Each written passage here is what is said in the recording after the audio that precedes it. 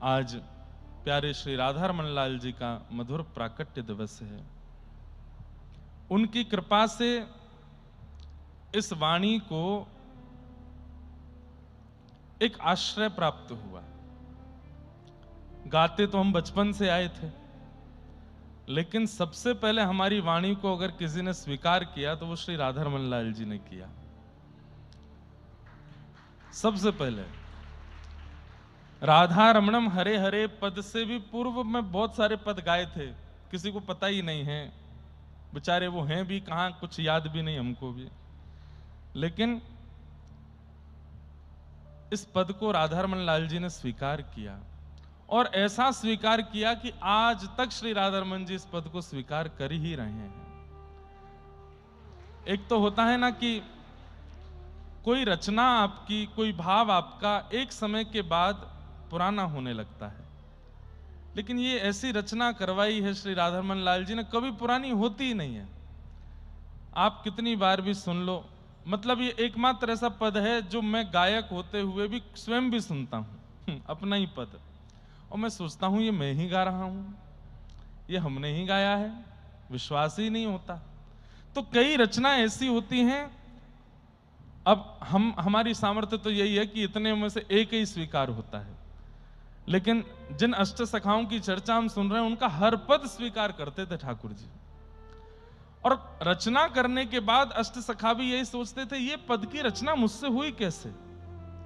तब भाव समझ में आता था कि मैं तो केवल माध्यम था, रचना तो स्वयं ठाकुर जी ने की है, रचना तो स्वयं लाल जी आकर के करके जाते हैं, रचना तो स्वयं श्री जी और ठाकुर जी वाणी पर बैठ करके करवाते हैं। तो ये पद, इसकी विशेषता यह है, नवीन रहेगा हमेशा। हम कल को नहीं भी रहेंगे तो भी ये पद राधारमण लाल जी जाने वाले हर वैष्णव गाते रहेंगे। व्रज जन प्रियतम बाल मुकुंदम राधारमणम हरे हरे राधारमणम। मैं कोई अपनी योग्यता नहीं बता रहा हूं, मैंने तो बहुत पद गाए हैं, मैंने तो बहुत पदों की रचनाएं की हैं, पर सब पद तो स्वीकार नहीं हुए। इससे यह बात प्रमाणित होती है, हैंस प्रूव्ड, कि मैं कोई विशेष नहीं हूं, मुझ में कोई कला नहीं है, मेरी कोई योग्यता नहीं। अगर होता तो मेरे सारे पद स्वीकार होते हैं, थोड़े थोड़े तो सब होते हैं, पर इस पद को जैसे स्वीकार किया वैसा और कोई नहीं हुआ।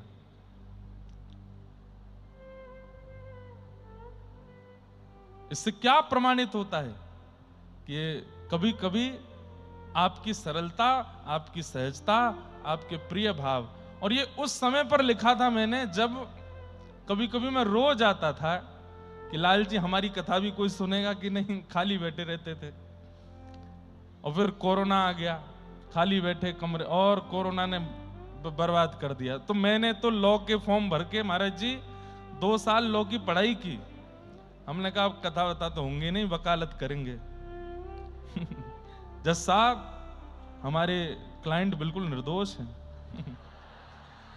तो मैंने तो फॉर्म वॉर्म सब भरभरा दिए। मैंने कहा भैया, पिताजी महाराज भागवत के क्षेत्र में ऑलरेडी है ही हैं परिवार से, आवश्यकता थोड़ी है कि हम भी जाएं। अब नहीं है वो बात, नहीं है वो शब्द, नहीं है वो वाक्य, नहीं है वो स्वर, क्यों जबरदस्ती करना, भविष्य तो देखना है। तो मन में था कि अब मन से भक्ति करेंगे और वैसे फिर वकालत करेंगे। लेकिन तभी ये पद लिखा गया, और मुझे याद है मेरी कथा कोरोना से ठीक पहले बंगाल में एक जगह है, क्या नाम है उसका, उखड़ा एक जगह है, वहां कथा चल रही थी। और हमारे प्रेम जी और संगीत में हमारे सागर जी और मनीष जी, सब लोग थे ही, 2-3 लोग नए हैं बस, बाकी तो सब थे ही पुराने। ये लोग उखरा से मैं 50 किलोमीटर दूर रानीगंज में रुका था, याद है, वहां आते थे। वहां बैठकर के मन में भाव आता था क्या लिखें क्या लिखें क्या लिखें। और एक बचपन से हम राधारमण जी जाते ही थे, तो बड़ी मन में इच्छा होती थी कि ऐसे गोल मटोल लाला हैं, छोटे से हैं, इनका मन करता है जाके इनको पकड़ लें अंदर गर्भगृह में, एक बार उठा के तो देखें कैसे हैं। लेकिन गोस्वामी परिवार के अलावा कोई जा नहीं सकता। हमारी बड़ी बहन, सबसे बड़ी बहन राधा रमण परिवार में ही उनका ब्याह हुआ है, लेकिन फिर भी हम तो उस परिवार के साले ही लगे, मतलब अपने जीजा जी के साले को तो नहीं मिलेगा अधिकार। अच्छा एक बात बताऊं, द्वारिकापुरी में वहां की प्रणाली में ऐसा है कि पता नहीं, मेरे को बचपन में बताते थे कि जैसे वहां अगर ब्याह होता है, कोई द्वारिका की कन्या से ब्याह करे और मंदिर परिवार पुजारी की कन्या से, तो जमाई राजा को द्वारिकाधीश का स्पर्श करने का अधिकार होता है। ऐसे कुछ कुछ लोगों को अधिकार मिल जाते हैं जो ब्लड रिलेशन में नहीं है, उनको भी द्वारिकाधीश जी के दर्शन और स्पर्श का, ऐसा मैंने सुना वहां बचपन में। तो हमारे मन में भी आता था कि हमारी बहन जी का ब्याह हो गया राधारमण लाल जी के परिवार में, गोस्वामियों में, इस नाते से हमको मिल तो जाएंगे। लेकिन पता चला कि ना, हमारी बहन जी को ही नहीं मिल सकते तो हमको कैसे मिले। तब मन में बड़ी एक कसक रहती थी और तब कहा कि लाल जी देह से तो नहीं छू पाऊंगा, पर आत्मा से छूंगा आपको, वाणी से छूंगा आपको, शब्द से छूने का प्रयास करूंगा आपको। ऐसी कोई रचना करवाइएगा कि शब्द से आपका स्पर्श हो जाए, वाणी से आपका स्पर्श हो जाए। और वहां हम लोग बैठ करके दिन रात, ये राग भीम पलासी है ना, इसको ही सुनते रहते थे पूरे दिन। और फिर उसके बाद शब्द लाल जी ने ही प्रकट किए, मेरी योग्यता नहीं, मैं फिर कह रहा हूं। राजत वनमालम रूप रसालम राधा रमणम हरे हरे जत वनमालम रूप रसालम राधा रमणम हरे हरे। अच्छा एक बात कह दूं बंधुओं, ये पद स्वयं में राधारमण लाल जी ही हैं। इस पद को आप शब्द नहीं समझो, ये राधारमण जी ही हैं ये पद के रूप में। और जितने भी रामानुज दास दासी आए हैं नासिक, दत्त प्रभु की कृपा से, इसको नित्य स्तुति में गाया करो, रोज लाल जी के सामने बैठ के गाया करो। 2-4 पंक्तियां इसमें ऐसी हैं जो मैंने गाई ही नहीं थी रिकॉर्डिंग में, लेकिन वो भी बहुत सुंदर हैं। राजत वनमालम रूप रसालम राधा रमणम हरे हरे राजत वनमालम रूप रसालम राधा रमणम हरे हरे राधा रमणम हरे हरे राधा रमणम हरे हरे वेणुकृत नादम आनंद अपारम राधा रमणम हरे हरे राधा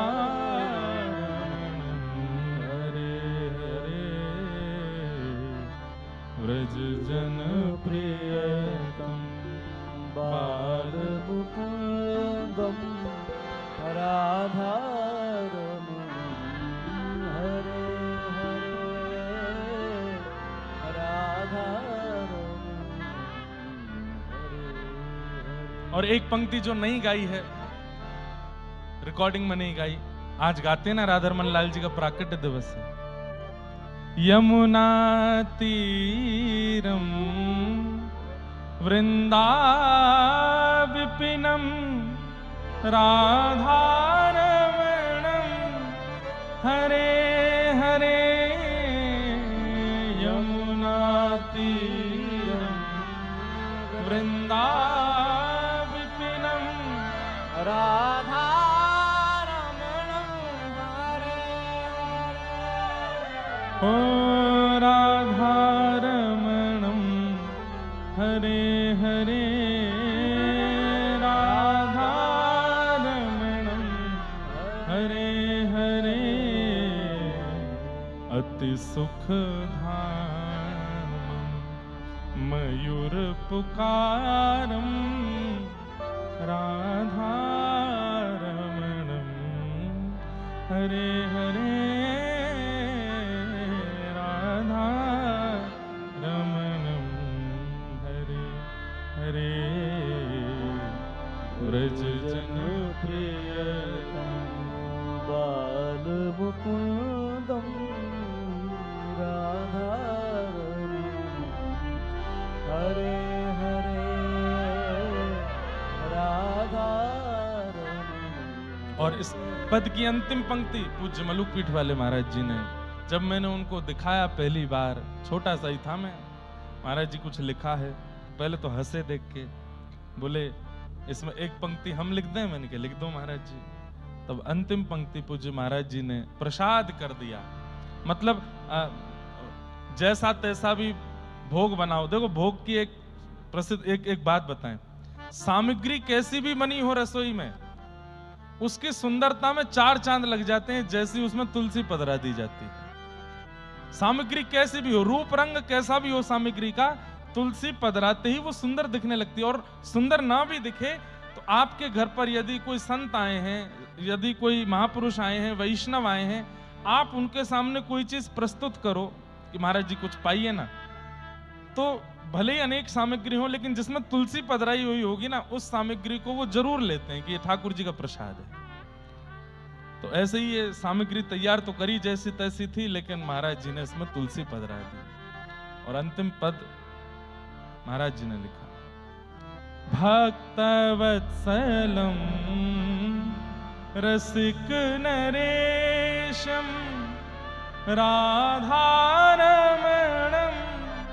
हरे हरे भक्तवत्सलं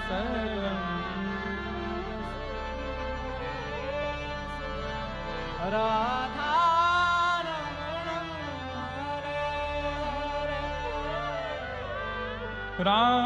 राधारमणं हरे हरे राधारमणं हरे हरे गोप सुवेशं दासेन्द्रेशं राधारमणं हरे हरे राधारमणं हरे हरे व्रज जन प्रियतम बाल मुकुंदम राधारमणं हरे हरे राधारमणं। बधाई हो, बधाई। हमारे पूज्य महाराज जी को भी बधाई हो।